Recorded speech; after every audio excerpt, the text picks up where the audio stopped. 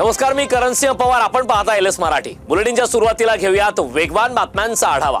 11 जानेवारीला मुंबईतील शिवाजी पार्कवर ठाकरे बंधूंची एकत्र सभा पार पडणार आहे. या सभेचा ठाकरे येतायत असं म्हणत ट्रेलर लॉन्च करण्यात आलंय. काँग्रेसची परंपरा मटण वाटायचं आणि मतदान विकत घ्यायचं, ती परंपरा अशोक चव्हाण यांनी भाजपमध्ये आणली अशी खोचक टीका शिंदेच्या शिवसेनेचे आमदार हेमंत पाटलांनी केली.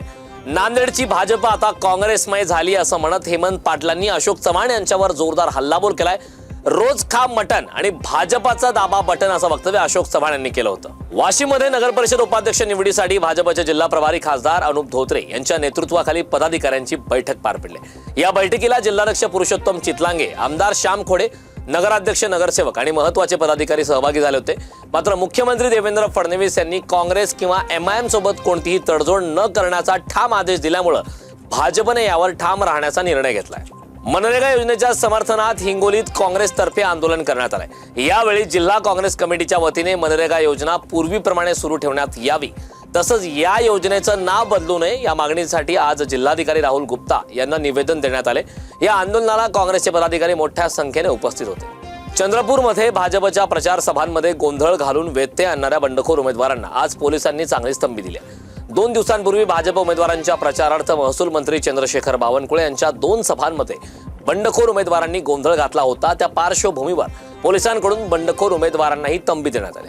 मोदी सरकारला नडलेल्या डॉक्टर संग्राम पाटलांची सुटका झाली. लंडनहून मुंबईत येताच एअरपोर्टवरून मुंबई क्राईम ब्रांचने त्यांना अटक केलं होतं. भाजपच्या ज्येष्ठ नेत्यांविरोधात आक्षेपार्ह लिखाण केल्याचा त्यांच्यावर आरोप होता.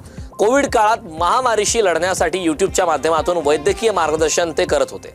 बुलढाण्यात विवेकानंद जयंती निमित्ताने भव्य महाप्रसाराचं आयोजन करण्यात आलं होतं. या महाप्रसाराचा तब्बल 2 लाख भाविकांनी लाभ घेतलाय.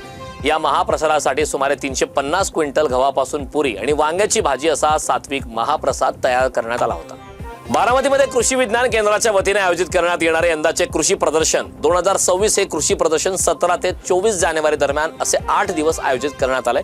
कृषी प्रदर्शनाचे उद्घाटन महाराष्ट्राचे राज्यपाल आचार्य देवव्रत यांच्या हस्ते 17 जानेवारी रोजी होणार आहे. या प्रदर्शनात 200 टन उत्पादन देणारा ऊस आणि 150 टन उत्पादन देणारा खोडवा ऊस याची प्रात्यक्षिके सादर केली जाणार आहेत. रत्नागिरीमध्ये दुचाकीवरून जात असलेल्या अल्पवयीन मुलावर बिबट्याने अचानक धडक घातली. या हल्ल्यात मुलगा जखमी झाला असून त्याच्यावर रुग्णालयात उपचार सुरू आहेत. सुदैवानं मोठी दुर्घटना टळली असली तरी ग्रामस्थांमध्ये भीती आहे.